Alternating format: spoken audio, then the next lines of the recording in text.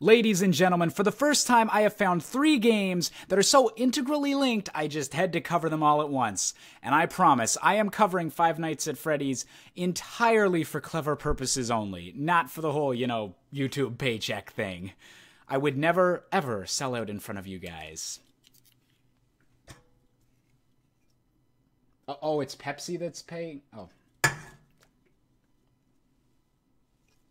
Let's get clever.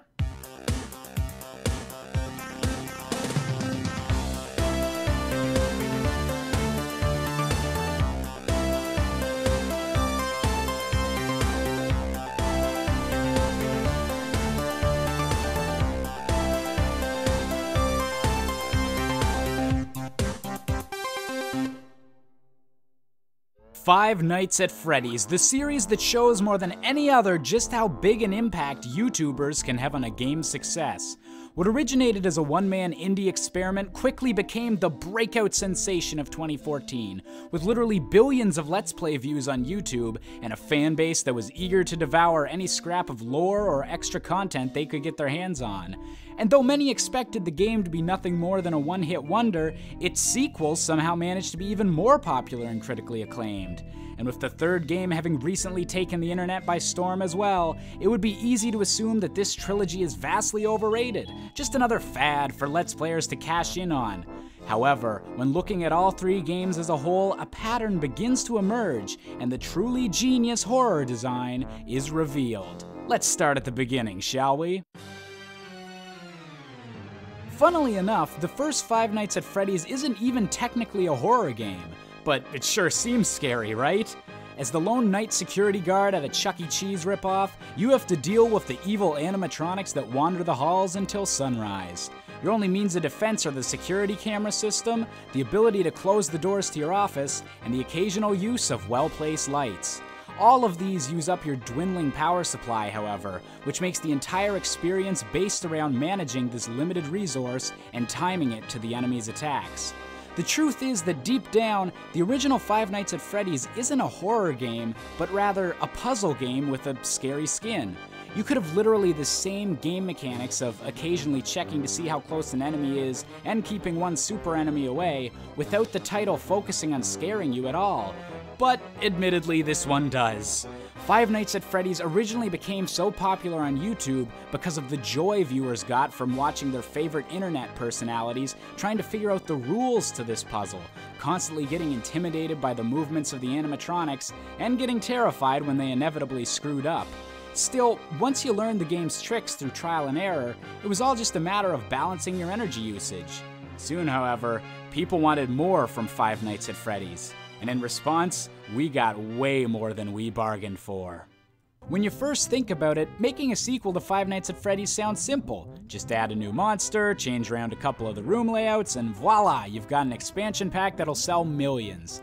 However, the developer went so much further, over doubling the amount of animatronics and changing the way the game was played entirely. Rather than just keeping an eye on where the animatronics were and having to manage your power supply, this game forced you to be proactive, constantly winding up a music box and defending yourself from harm by putting on a broken mask. This is the key difference that makes Five Nights at Freddy's 2 more of a horror game than the original. To survive attacks, you need to deliberately cut off your view and stress yourself out even more. Rather than just trying to avoid the scares and the feeling of dread, you need to confront them both to live. With all of these rule changes, Let's Players found themselves just as terrified and initially confused as the first game, a trend that continued even into Five Nights at Freddy's 3, where the ever-changing game design truly goes bananas.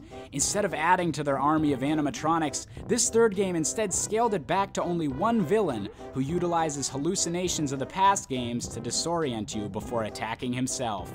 This time, the key to surviving is in ignoring the jump scares of the unreal enemies, and doing everything you can to keep Springtrap occupied and away from you. Once again, everyone's expectations were subverted. And that's really what makes this series special. On one hand, the fact that it refuses to stay the same and keeps experimenting with its own formula is pretty interesting on its own. But when you start to look at the implications of this innovation and where all of this popularity is coming from, something remarkable begins to take shape. Five Nights at Freddy's is about more than just horror, more than secret storylines and characters, more than a player sitting at home and playing it on his own. No, Five Nights at Freddy's is truly about YouTube. You see, these games are not built to just be played on their own. Sure, many fans will do that, but for most people, that'll be after they've watched an internet personality play it. These games aren't just loved for what they do on their own, they're loved for the reactions they get from entertainers, and in fact, their entire design is built around making these reactions as genuine as possible. The first Five Nights at Freddy's made people yell and get scared crapless by utilizing a unique enemy and a stressful gameplay experience. The second and third game, meanwhile, had to throw all of that out the window to keep getting this effect. If a YouTuber plays the game and already knows how to beat it, they're not going to be as entertaining on camera. So, it was in Five Nights at Freddy's best interest to change it all, leaving the players and viewers confused and learning new things on the go together, just as they're thrust into a new horror experience. And that's just the beginning.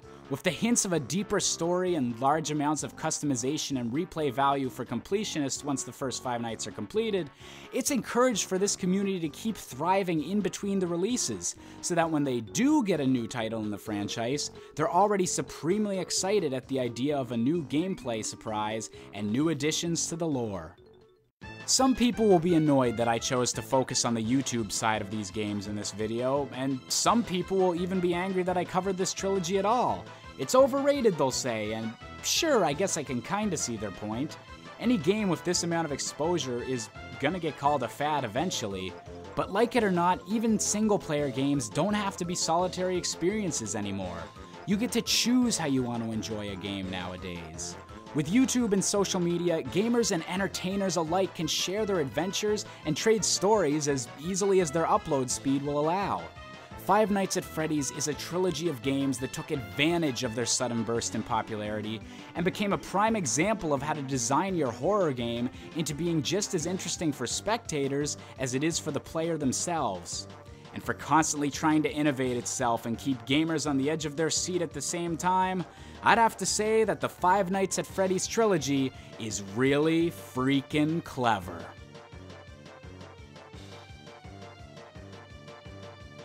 Hey everybody, it's Josh. I kind of forgot that I had to record an end slate thing, like at the end of the video, to tell you to like, comment, and subscribe, because, you know, all that stuff helps me out, so I encourage you to do it.